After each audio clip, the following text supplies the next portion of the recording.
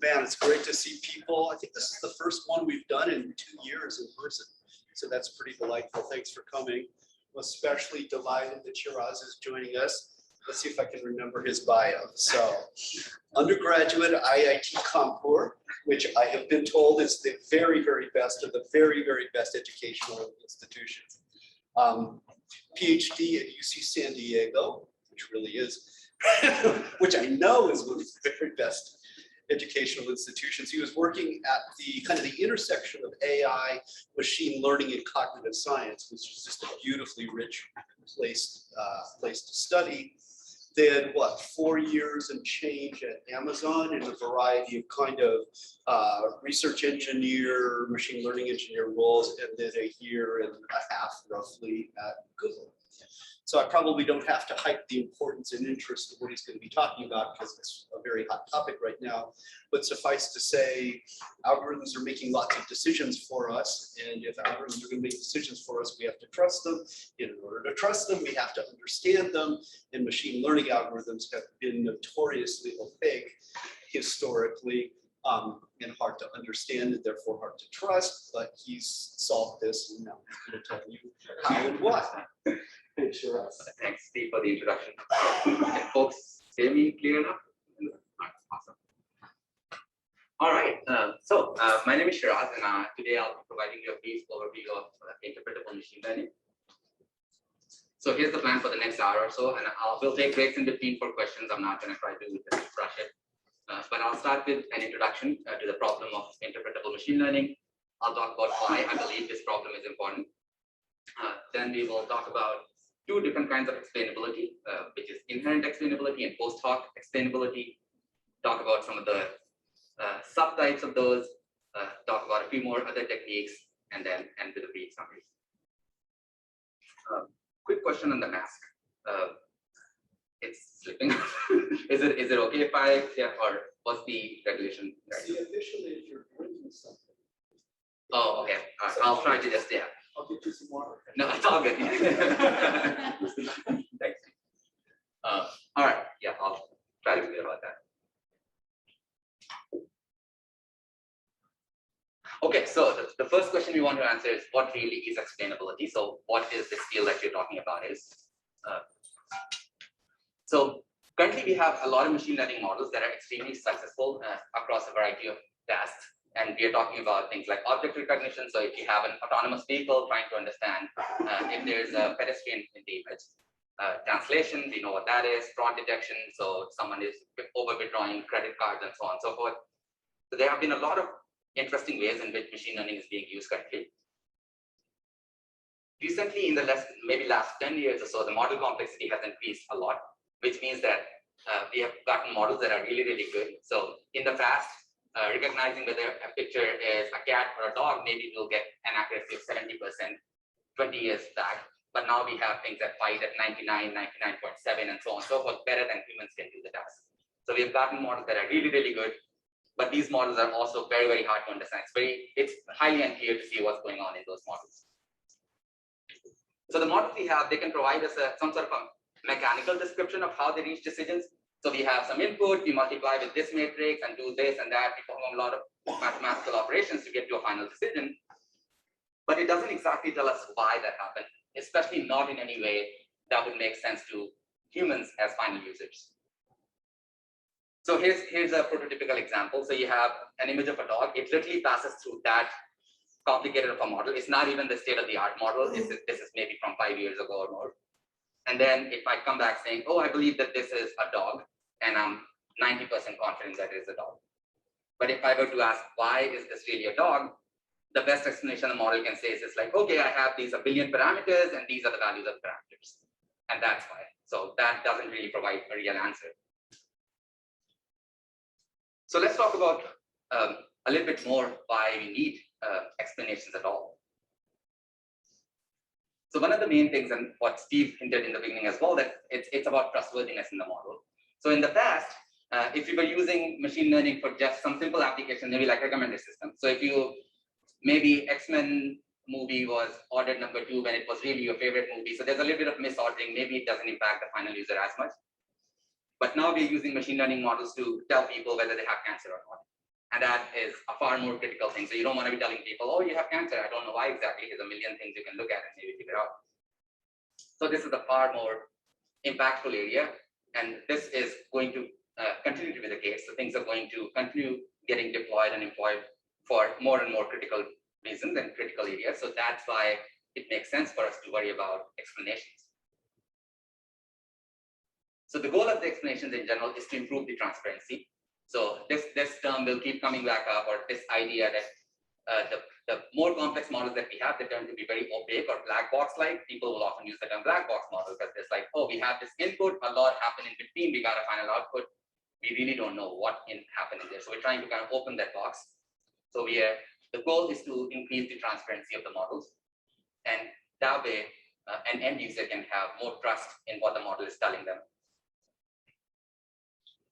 This has important implications in ethics. Cases like, say, if you're using a machine learning model to determine if someone's loan should be approved or not, we want to be able to come back and inquire, okay, why was this loan not approved or denied? And the reason should better be related to some sensible thing, and it should not say, oh, this was denied because of some protected characteristic like, say, gender or race. There are similar things to be worried about in autonomous vehicles. So if your Tesla is telling you, oh, you should, even though this looks a little bit like a hurdle, you should walk through it. You should drive through it. It better be able to tell you that, okay, I don't believe this is a person. I do believe this is a shadow for these reasons. Same with if your company is using some sort of machine learning model to determine how much money you should get, how much raise you should get. Again, we should be able to come back and ask, well, why is my raise only X% and not Y%? So one of the interesting case studies we saw at some of the data sets that people were working at Google. So we developed a model that was supposed to detect chest diseases, and it was working relatively well when we were developing it, but when we started using it in the real world, it turns out it would say that no one ever has any chest diseases. So no matter how you use the model, it always says you're good to go, like it's always fine. And this was very confusing because, yeah, I mean, as much as we are all willing to believe that we're in a world that no one ever has any chest diseases, that just seems suspicious. So when we look at X-rays like this, and we ask the model, okay, you are saying that this person has a chest disease, but I showed you a whole bunch of other X-rays and you said they don't, what might be the reason? So it turns out, when we were generating the data, the technicians will look at the X-ray, and if there is a tumor or if any disease, they will mark it with a pen showing that this is a problem area. And that's the data that the model used to learn whether someone has a chest disease or not. So it just started to rely on the pen marks. And since if you're using it in the real world, there are no pen marks to indicate where the problem is, the model just thinks, well, no one ever has any problems in their chest X-rays. Another way to look at motivation is, well, who will actually in the end use these explanations? And we can think of at least three kinds of users that will use explanations. One is folks like you or us who are developing models, working on this. And at times we come back with build a model, look at it, and we don't understand why it's not performing the way it's supposed to perform. Kind of like the example we showed previously. It's like, okay, in my experiments, it was 90% right. Now it's either 100% wrong or 99%. So basically, it's just very off. And we need some sort of a diagnostic tool to understand what's going on. So for people like data scientists and engineers, then there's also the everyday machine learning system user. So anyone who uses a phone is interacting with machine learning, a machine learning system in some way. So if you ask Google Map, well, I'm planning on going to Tacoma on 4 p.m. on a Friday, how much time will it take? And it might say, oh, if you take this route, it's whatever, half an hour. You take that route, that's 40 minutes. Then I should be able to ask, can I really trust this if I'm planning for something? And if I can trust it, how do I respond? How do I even provide feedback? So everyday user still needs machine learning, and they still needs some way to trust the predictions of the machine learning model. And the last set of people are maybe people who are in FDA or people who are making policies, and people who are determining where several systems should be deployed out into the world. So if we slowly start relying on machine learning models to start replacing diagnosticians for chest x-rays, someone must be able to say that, okay, I approve this decision and I understand how the model is working. In fact, more and more regulations are coming up. So of course, I'm not a lawyer, so I don't know a whole lot, but I come across tangentially things where laws are being visited in a way where a machine learning model is expected to be able to explain its output, especially in critical domains.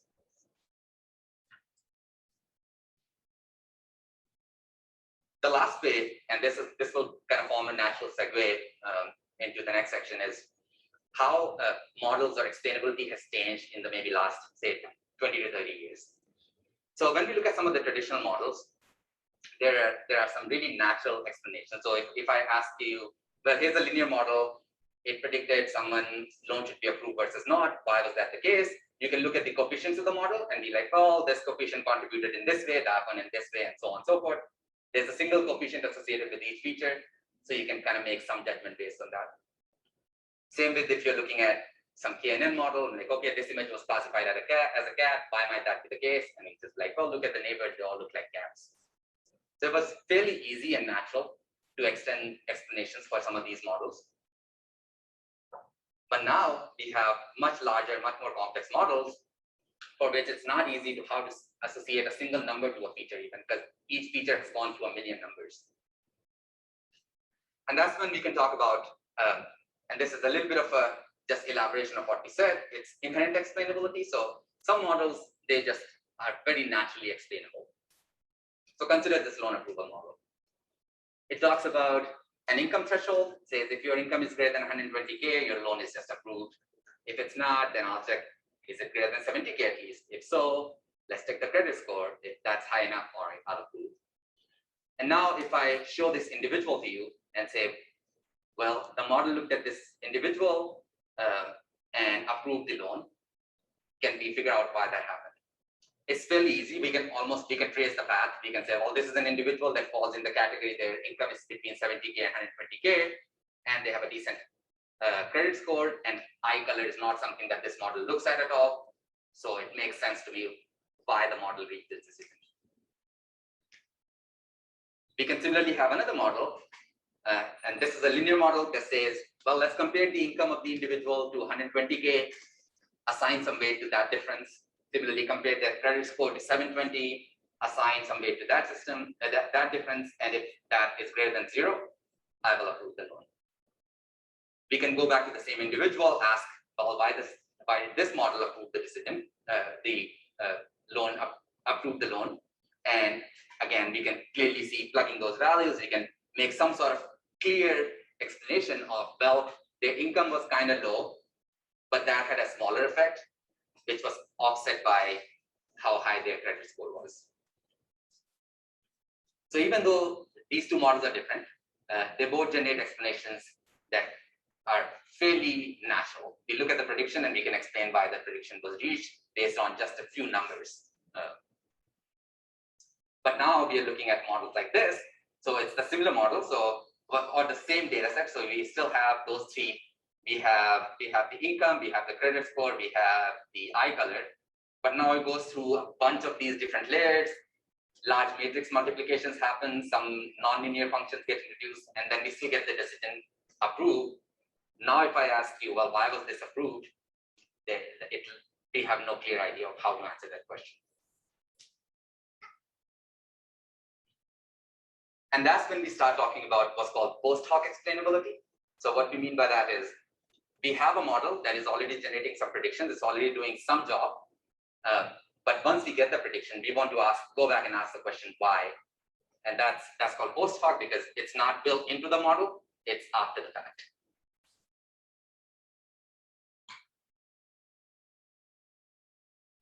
Okay, so now we're talking about models that are not inherently explainable. So the simple kind of models we initially hinted at.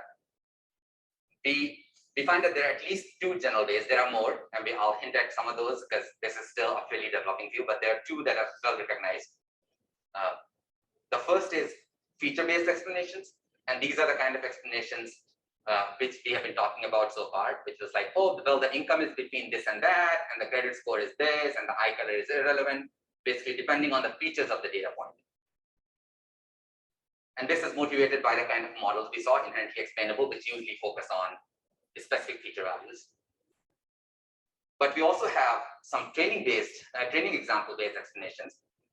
And these emerge from interaction of the input with the model and the training data. The most natural way to understand this is how a lot of the times humans learn things. And there's literature in psychology where we might say, come up with a made-up concept. We might show some pictures of weird thing and say that this is called bloop. We show a picture of other weird-looking thing. It's like, this is called bleep. And we show a few pictures of bloops and bleeps, and then we come up with a random thing and ask someone, well, is this more bloop or more bleep? People are, most of the time, will be able to, like humans, us, will be able to say that this is more bloop because it looks like these 4 other bloops I saw before. So that's a very natural way that we learn. And it's like, even in developmental psychology, how do kids learn? And we're really good at it. We only need a few examples sometimes to learn these things. So the 2 kind of explanations, therefore, we were talking about looking at image data is we could have an input. Then we have feature-based explanation where the model can say, well, this is a dog because I'm looking at this, their nose, and this is dog-like nose from what the model has learned. I'm looking a little bit at the ears and so on and so forth. Similarly, we can also ask, well, why do you think it's based on the training examples? We could potentially have explanations like this. We'll say, well, this is a dog because it looks like these are the things that I saw in the training data. Okay, so before I get into some of the details, do we have any questions?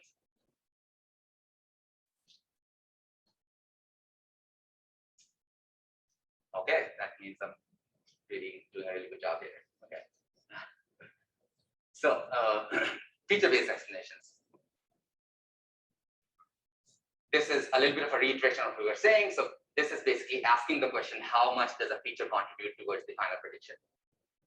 And this is the kind of question we were asking previously. It's like, how does the income contribute?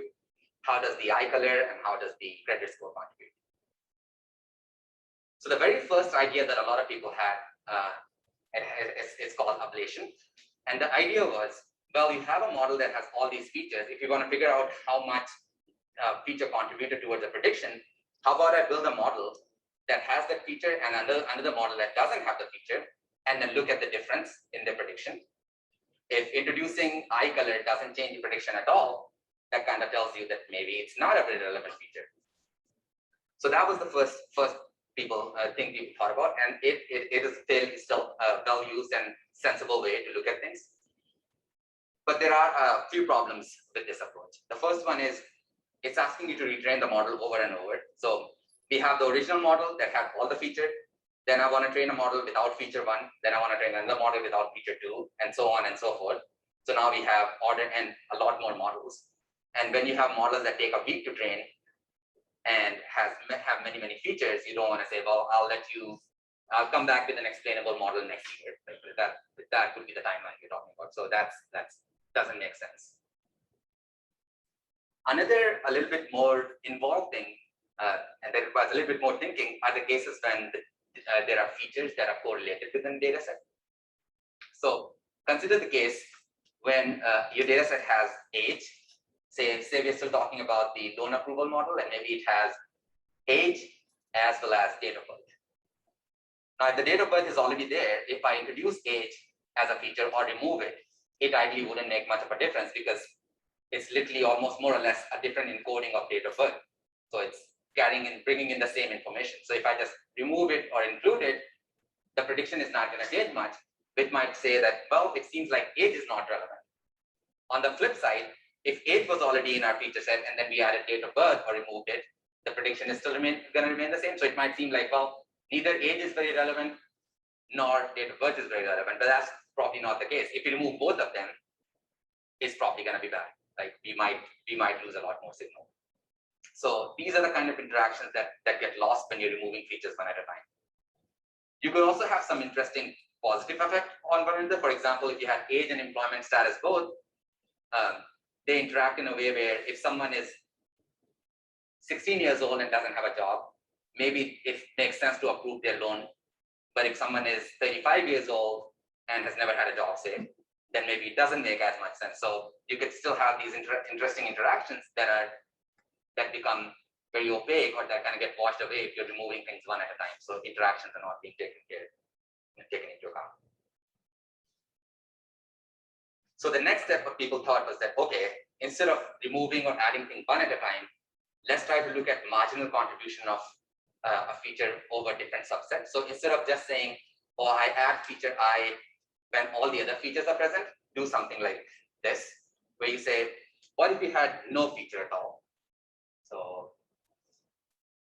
yeah, so what if you had no feature?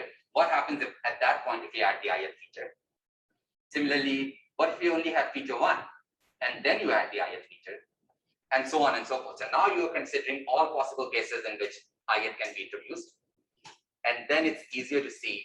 So maybe we know that if J was already there, so we're talking about age and date of birth, we know if J was already there, adding I will not make a difference.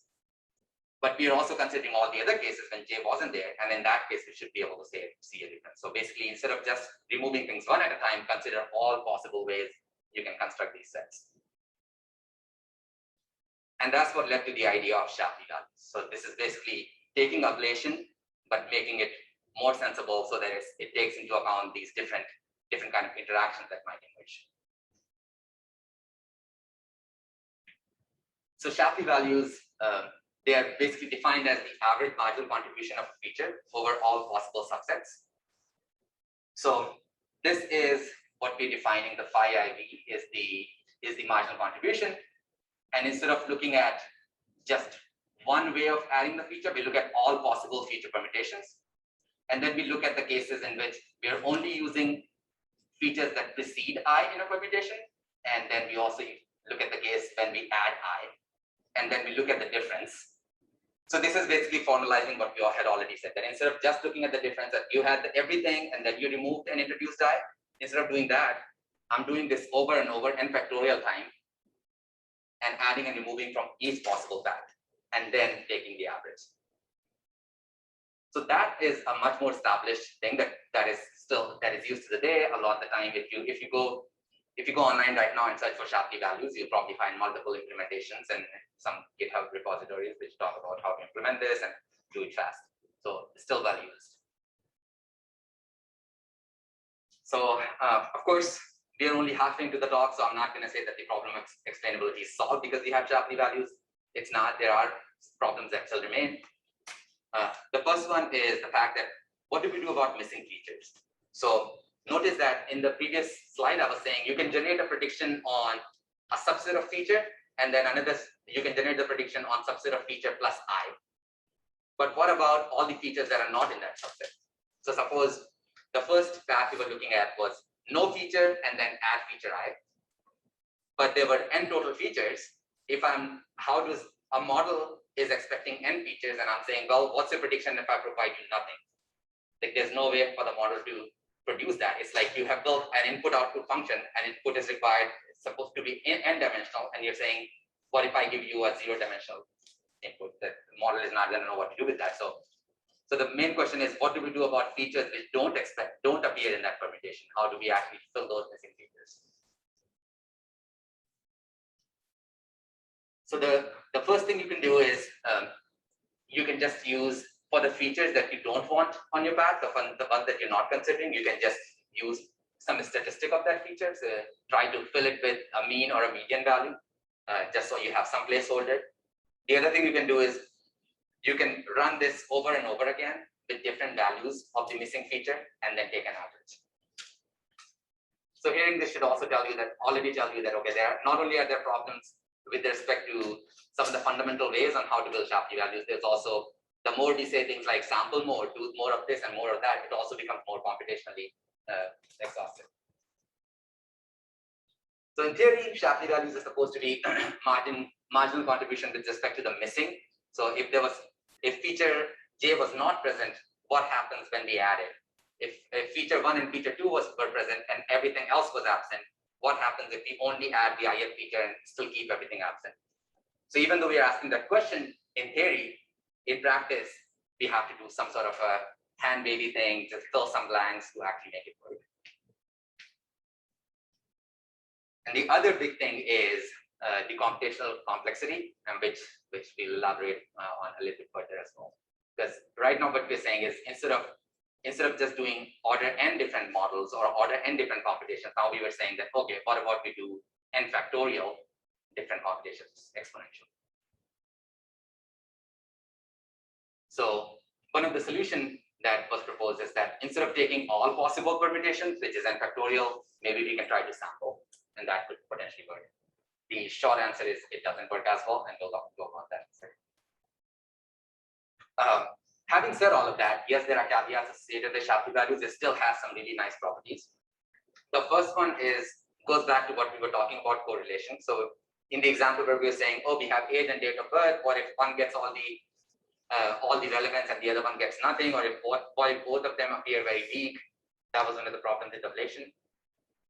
And in this case, you can actually show, so people who propose Shapley values, this comes from some collaborative game theory, which talks about when people are working towards general good.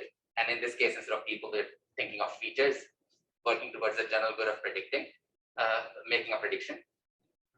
So people were interested in some of the mathematical properties of the solution. And one of the interesting properties were if two people, quote unquote people, in this case features, if they contributed equally in some way, then in the end, their Shapley values will be equal, which makes sense. So no one is going to run away with extra credit just because they appeared earlier in a permutation or there's some weird artifact. And the other interesting thing is the efficiency, which says the sum of Shapley values for all features equals the lift of prediction over the baseline. So what we mean by that is, let's consider this model. So it's still let's just say it's the same model, more or less. We are trying to do the same thing, whether whether the loan should be approved or not. We still have income, we still have credit score, eye color. Let's say we also added age, marital status, and education. Let's just say that. So in that case, if the model says that this person's loan should be approved with a probability 0.9, and if we had a hypothetical person whose loan was approved with a probability 0, they were the baseline. So the difference between the two is 0.9. We can actually, when we compute the Shapley values, they will be so that they add up to 0.9. So basically, they provide a complete or efficient explanation. So we know that income contributed 0.1. We know that credit score contributed 0.3, eye color 0, age 0.2, marital status 0.1, and education 0.2. And together, it adds up to 0.9.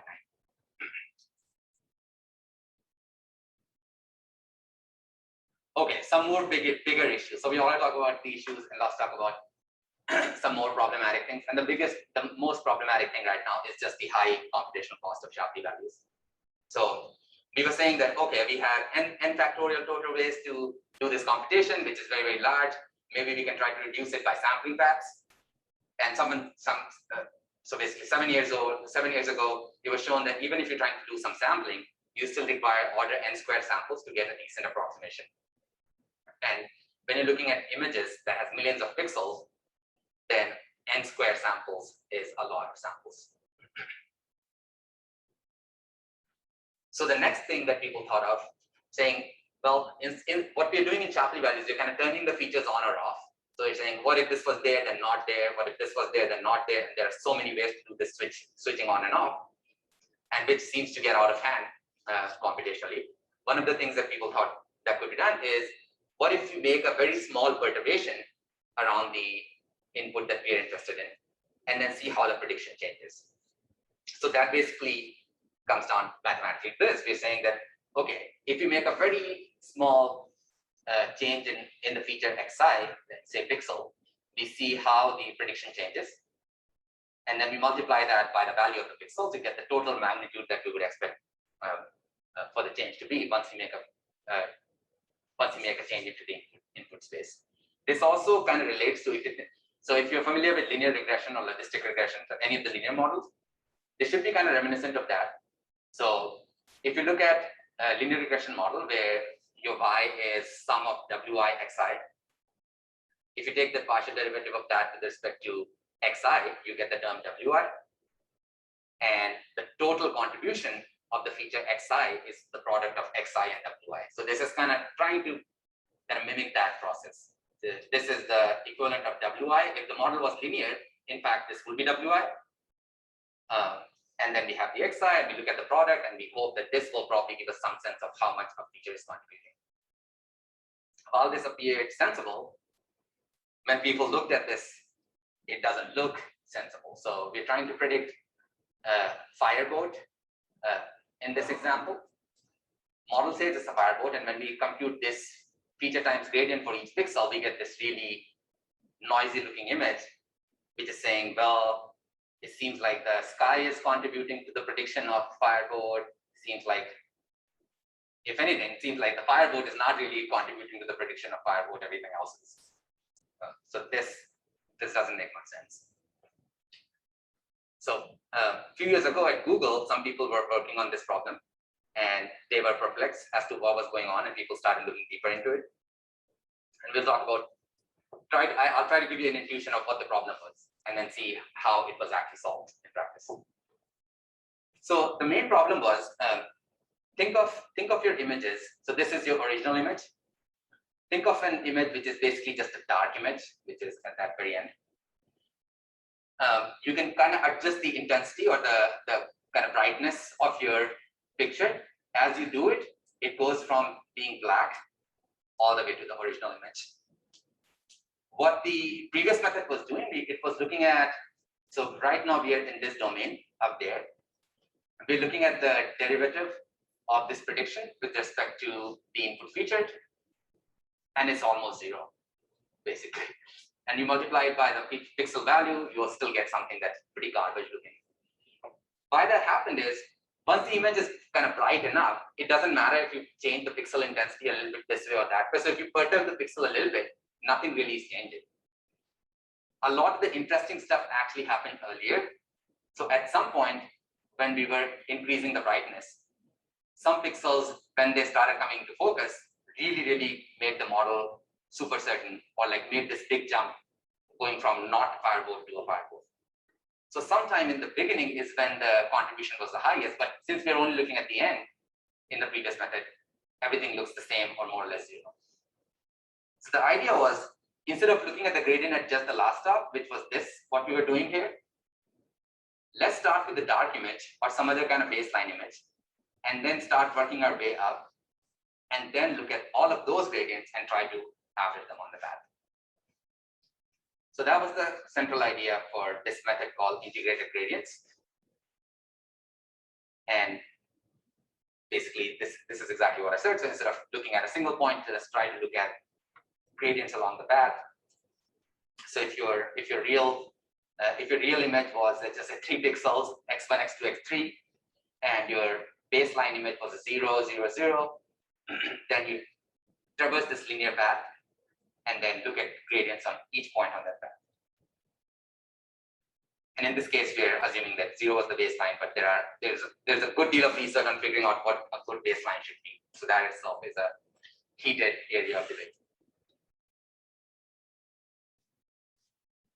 So that's just a mathematical formulation. So we make it a little bit more formal of what we mean. So it's exactly saying the same thing still, so nothing has changed. So we're still saying, what's the partial derivative on a step in the path? So this is a linear path going from x prime, which is the baseline, to x, and then we multiply it by the difference of the two. Of course, evaluating integrals is not that easy, especially when your v function is some crazy thing coming out of a neural network. So what people did was do some sort of approximation. The simplest way to think of it is, well, you had an integral, you can always approximate that with sums. And this is the way it's IG integrated gradients is implemented. And again, it's one of the more highly used techniques, and Google has their own implementation, and every company, I'm sure Facebook has their own, and so on and so forth. But this is what's going on under the hood.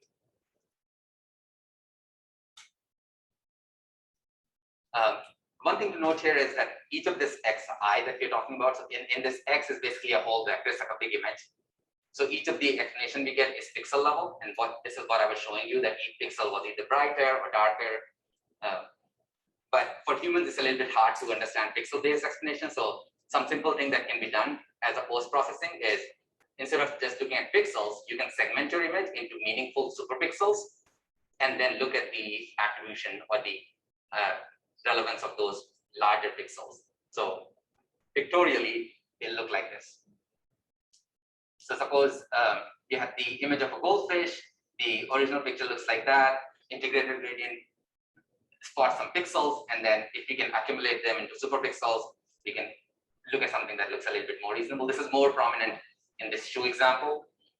So just looking at integrated gradient, yes, these pixels were the most relevant, but if a human is seeing these, it's very confusing. But if you can accumulate them into some sensible way, it becomes more obvious what we're looking at.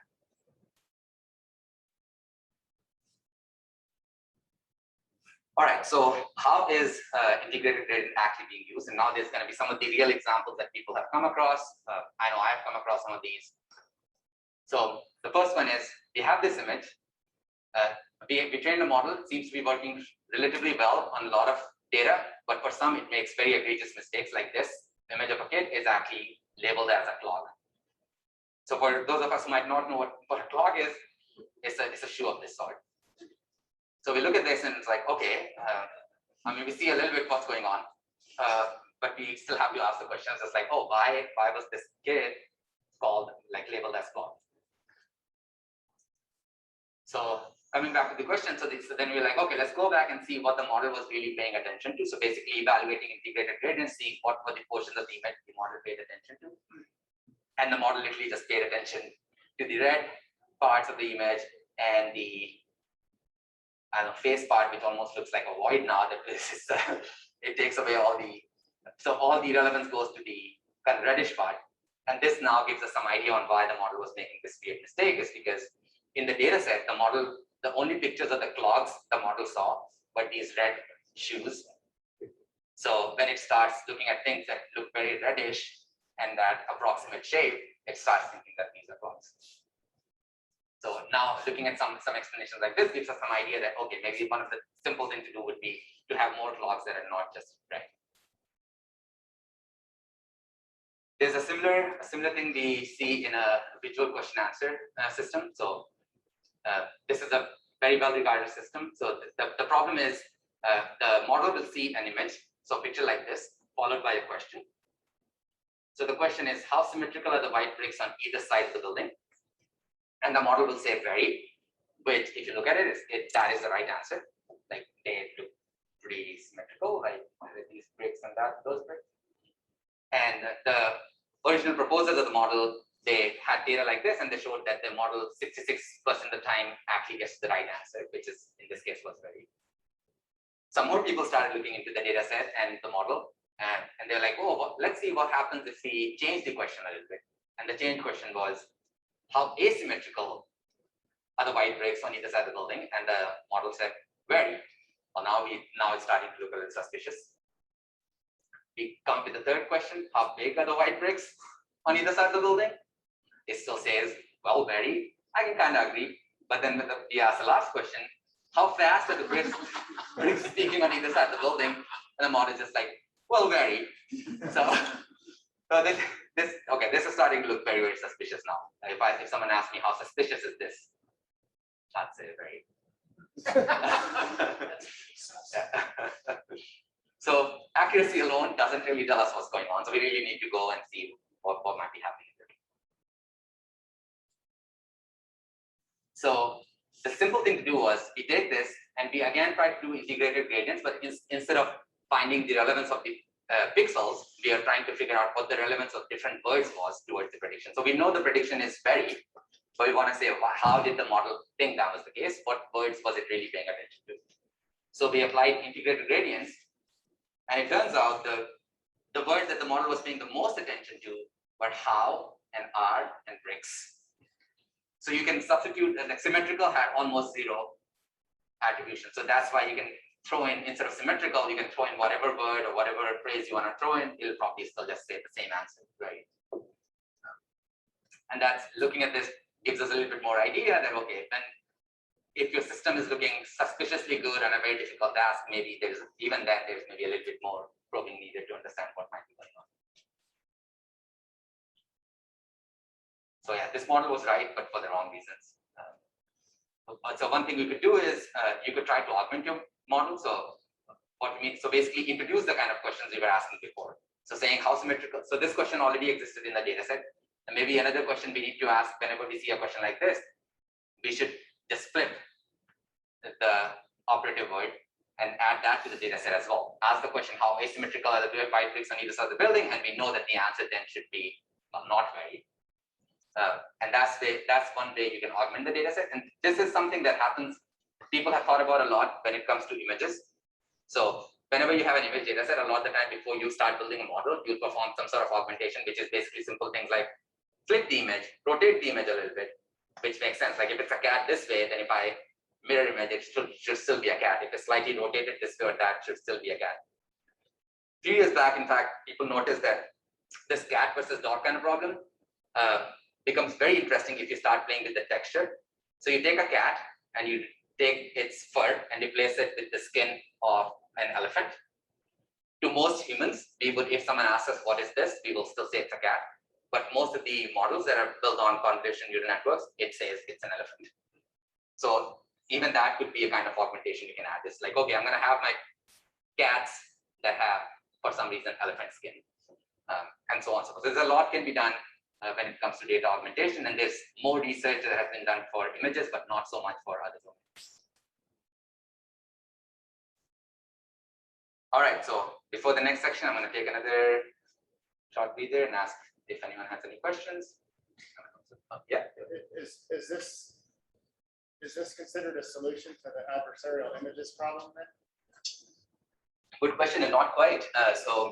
Yeah, so you can still have adversarial examples where the model can really still think that, oh, it's a cat or a dog, and then you look at the explanation, they might look somewhat sensible or not sensible. I'll talk about that a little bit later as well. And again, very recently there was something about a lot of the time when we're looking at the adversarial nature of the examples.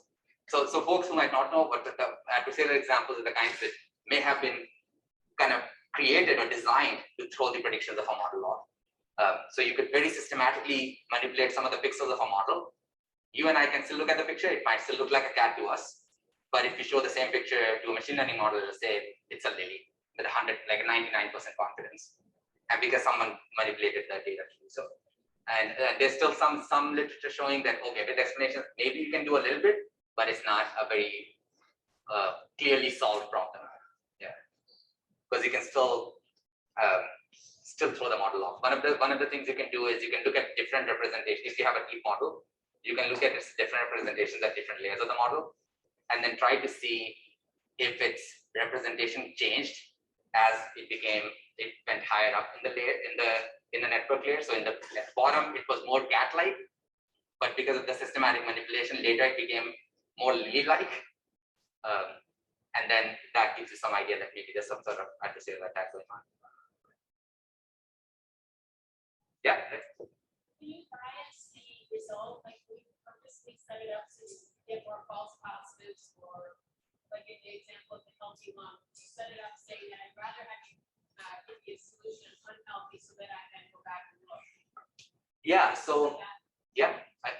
Go ahead. Yeah. It was that. Yeah. Yeah. So the question is, can we change the model in some way so that it veers more towards false positives? For a detection of cancer, I would much rather a system raises an alarm earlier than later, right? So I would be happier if it errs on the side of caution than not. And yes, yeah. So to answer your question, yeah, a lot of the time people, when you're building classification models, there are often natural ways of differentiating when something should be considered a true positive or not. For example, for binary classification, if it's a calibrated model, people say if you're 0.5 is the natural threshold. If the probability is more than 0.5, I would say it's cancer, otherwise not. But you can play around with that to figure out a good point where you get that better trade-off of false positives versus false negatives.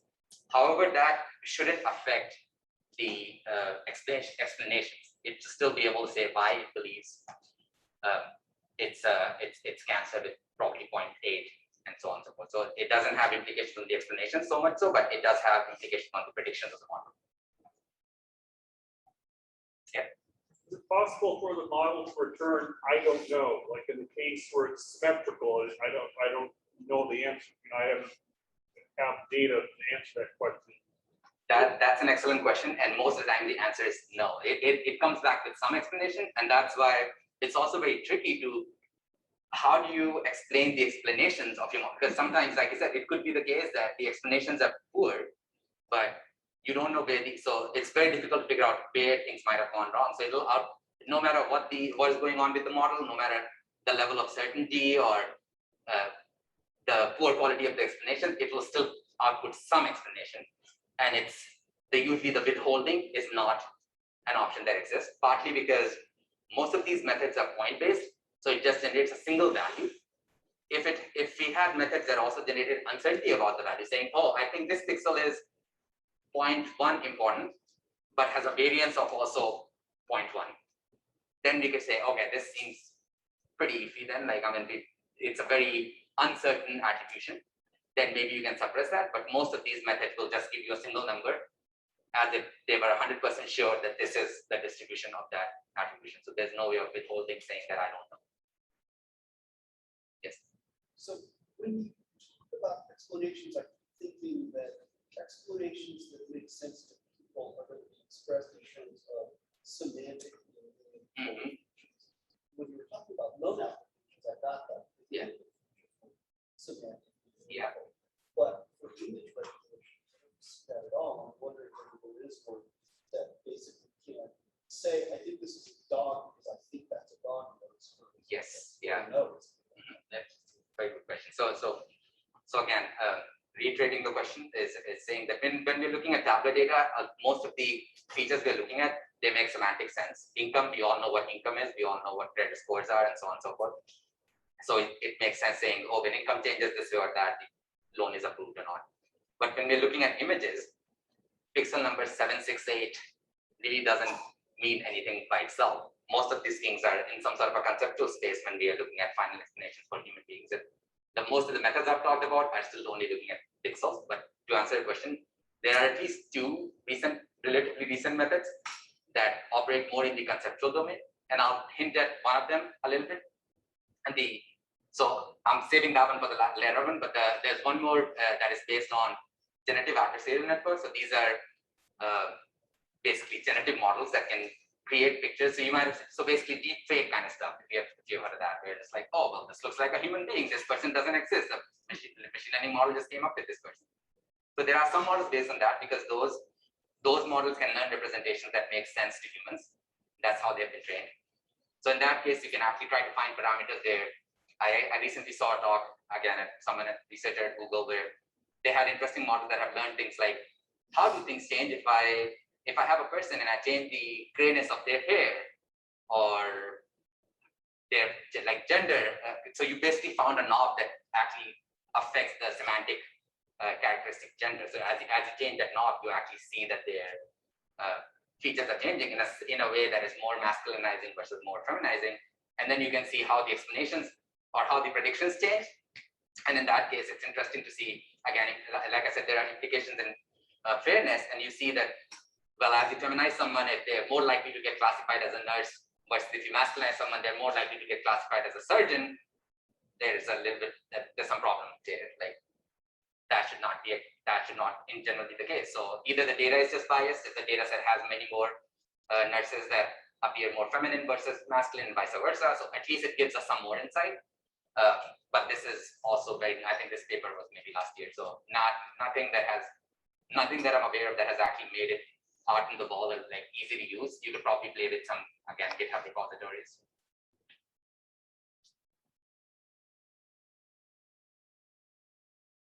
All right. So this is about the last section. So yeah.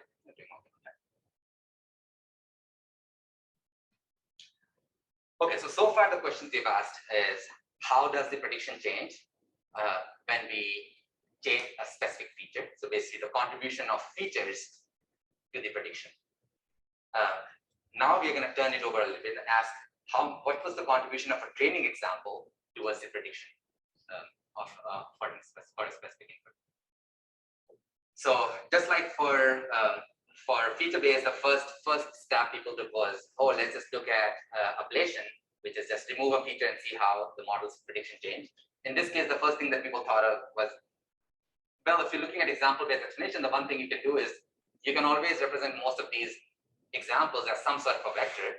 So image is nothing but a height by width by 3. A colored image is height by width by 3 length size matrix. If you flatten it, it'll just become a long h times w times 3 vector. Now you have vectors, and you can look at the distance between vectors, and maybe that will give us some idea of which examples contributed to the model's prediction. So one of the big problems there is, as I described this process, it had nothing to do with the model. I just took the raw image, I turned it into a vector, and I compared it with another vector. But when we have a model, the model is interweaving into the process. It's not just looking at raw pixel values, it's transforming the data in some interesting ways. So maybe the model has learned a whole lot more than raw pixel values, and we're not giving it credit for that by just comparing raw pixels. So just comparing the raw pixels or raw data in general to find nearest neighbors of sorts or example-based explanations kind of ignores the training process. The other interesting thing is, and for folks who are very interested in math, you should look up, basically try to search some combination of these phrases, is the fact that in a high-dimensional space, most of the distances coalesce, meaning that everything looks almost equidistant to everything else if you go in a large dimensional space. And you can see some very nice theory about it. So if that's the case, if you have these vectors that are 4,000 by 4,000 by 3, so I don't know, like a million length vector, let's just say, and then you try to compare it with other million length vectors, everything looks equidistant. So a cat is as far from a cat as it's from a shoe, as it's from a building. So that's not a great idea either. So the next thing people thought of is just like, okay, instead of looking at this raw representation, maybe we can look at some sort of representation that has been learned by the model. Have folks taken some deep learning classes of sorts? Okay, I see a few head nods. So if you've done some of that, you probably might have come across this term, the embeddings. People are talking a lot about embeddings of this, embeddings of that, which is basically saying that you have this very complex, large representation of a data. Maybe the relevant features there were not as so maybe it's easy to understand in terms of documents. So if you have a document, you can look at it as a collection of words. There are many words. If you're trying to describe Harry Potter as a book, yeah, there's a lot going on. But maybe a very succinct way of representing that might be saying things like, how much of a fantasy is it? Or how many characters were there? Or what kind of magic system it employs? And so on. So maybe I can just ask 40 different questions, and that will give me a really good idea of what Harry Potter is. So instead of having something that is, I don't even know how many words exist in Harry Potter, let's just say 100,000. So instead of having a 100,000 dimensional vector, you could probably have a 40-dimensional vector based on this like more semantically meaningful representation. And that's what we call embedding. Same thing can be done with images, maybe not. So the example I gave is a very hand-tuned, like I'm asking these questions as if I knew what is needed to describe Harry Potter or a book in general. But we can also just let the model figure those things out. So in general, some of the deep learning models can do that. They can actually get into some sort of a semantically meaningful space.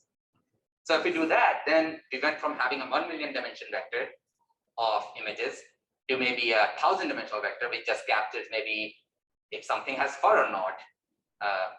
Does it have 4 legs or 2 legs, and so on. So basically much more semantically meaningful space. And then you can look at the distances. Now we are actually taking the model training into space, into consideration as well, which we were ignoring before.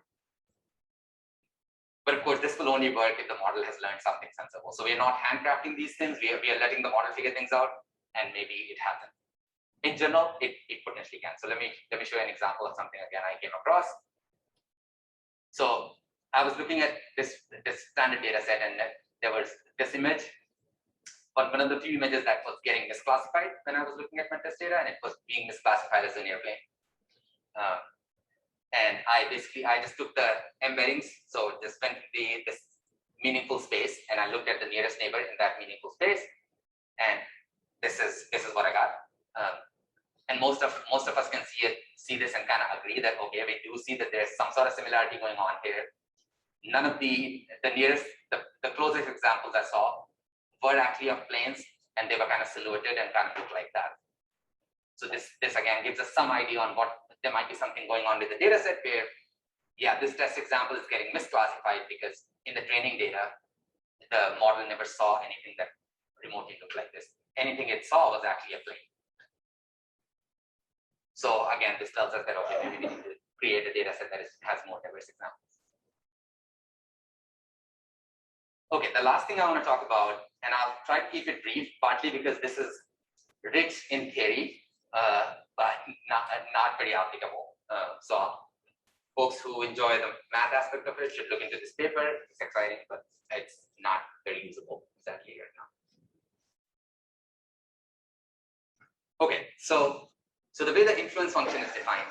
So we are still in the same domain where we are trying to understand the effect of an example on a prediction. And this frames that question in exactly those words, and then try to actually work out all of the math. So what this is trying to say is the influence of X on a test example we can think of it as, what's the loss of the model on that test data when the model is trained with a data set that excludes this example versus, so subtract from that the loss when the model is trained with the whole data set. So this should again remind you of kind of like ablation with features. They were saying, what happens if I remove a feature and train the model? What's the performance versus if I have the feature and train the model? This is kind of asking the similar question, but not in terms of features, but in terms of training examples. So of course, it has the same kind of problem as well. If you have a million data points, you don't want to train a million models saying, oh, this is my model without this example, this is my model without that example, and so on and so forth a million times. It gets really, really expensive. But what this influence function paper does, it comes up with a nice mathematical way of approximating this thing. And the approximation depends on the gradient of the loss function, the Hessian, and so on and so forth. And that's why I said I'll kind of skip it. It's still, so there's a lot that can be done here to make things somewhat simpler, but it's still at a point where it's not very usable. I don't think anyone is truly using it in a larger scale scenario. But when we can use it, so on a smaller data set, on like a nice paper, this is actually taken directly from the paper, it does tell us some interesting things. So here's the image in which we were interested, and we wanted to figure out which images help the most in the data set. And notice that we are looking at two different models. We are looking at radial basis functions support vector machine, so SVM model. And we're looking at the inception model. That's the model that I showed with the dog. That was a long train of red and green blobs. And in general, the inception model is far more sophisticated, and you can kind of see it shows this image is getting classified as fish. And when we ask which images contributed the most, the inception model picks up images of clownfish in reef, which is conceptually makes much more sense. So it learned something sophisticated, and it's actually kind of showing there. The RBF model is still saying it's a fish, but the examples that help this model the most is this, which maybe has more to do with local patterns, like the orange-white pattern has a little bit of an orange-white pattern going here. So this is not even a single fish, this is multiple fish, but they happen to be orange and white. So you can see that this model is maybe not as sophisticated, but it's still doing the right thing, and these are the examples that contributed. The interesting thing is this dog has a contribution towards the prediction of this fish, but it's a negative contribution, meaning that if you add this dog to the data set, it confuses the model a little bit. It actually increases a loss on this test image. And this could be because maybe the dog shares some visual similarities with this image, but it happens to be a dog. So introducing this, I mean, I'm pushing it a little bit, saying that this shares some visual similarities. Maybe not for us. We don't know exactly how the model sees, quote unquote, sees things, but yeah, maybe it sees some eyes and maybe sees some stripe pattern. So having this actually makes the model perform a little bit worse on that image. So this is, again, quote unquote, helping by providing an opposing example. So the term for them, these are called opponents and these are called proponents. All right, so a few other techniques. So of course, I talked about two general frameworks, which was feature-based and example-based, I talked about a few of the techniques. So we talked about like Shapley values and integrated gradients and similar examples by looking at embeddings or influence functions. But of course, there's a whole lot more that's going on. This is just a very brief overview. So I'm going to talk about a few of the things that people have thought about. So one of the things was what, again, as Steve pointed out, is like, okay, as humans, when you're looking at things, we think in terms of concepts, not in terms of pixels. And people have thought about that as well, that, okay, maybe we should have explanations that are based on concepts. So the way that works is trying to see what was the effect of the stripes concept on explaining a picture of an animal as zebra. And the way you specify these concepts is with a set of images. So you will literally say that, oh, I'm interested in the stripes concept. And the way you describe that concept is you throw a bunch of images of stripes. And it doesn't have to be zebra stripes, it's just stripes. So you can have flags of different countries have stripes on them. And maybe you got your hair colored and that has stripes in them and so on and so forth. So you show that, okay, I'm interested in stripes as a concept. And then the model can come back and tell you how much does stripe contributed towards the prediction. So more conceptual level explanations. Last year at Google, someone wrote this paper to basically simplify influence functions. Like I mentioned, that influence functions, they're very costly to compute, but they showed that there's a nice way to approximate them, and it's called tracking. Another large vein is called model distillation. So what the idea is, you have these complex models, the kind that we talked about, inception or what have you not for deep neural networks. And what if we take these models and somehow squeeze them down in some way to make them more sensible? So can we approximate these complex models as maybe a collection of simpler models? So that's that's one of the ways that people are thinking about. There's some work that shows that you can take a complex like a neural network model and then try to approximate it with trees. And trees in general are much more understandable. We saw a tree example in the beginning, let's trace the path. And there's more that keeps on coming at a fairly regular frequency. All right, so last slide. So to summarize, I hope I've managed to establish that explainability is an important problem, especially as we see machine learning being used for critical applications. It has relevance for fairness and ethics, understanding bias, and so on and so forth. There are several ways to explain predictions. There were two that we talked about in some detail, which was feature-based and example-based. I hinted at concept-based, and there's like GAN-based that I just mentioned a little while back, and so on and so forth. Still, this is not in any way a solved problem. As the models get larger and larger, some of these methods just fail to be scalable, so they don't really work in practice. So there are concerns about that. There are adversarial concerns, as we were discussing a little bit previously, that okay, an example might get some classification, but it might not make much sense when you look at the explanations, because it might be an adversarial example. There's no clear way of evaluating explanation. So again, someone has pointed out that what if the explanation is not sure, but it still produces some explanation. And a lot of the time when people are writing papers, they would try to convince the reader that the explanation method works by literally just showing some pictures, which is what I did. So I really can't fault them. So you show some pictures and it's like, okay, this makes sense. But this has a lot of scope for experimenter bias.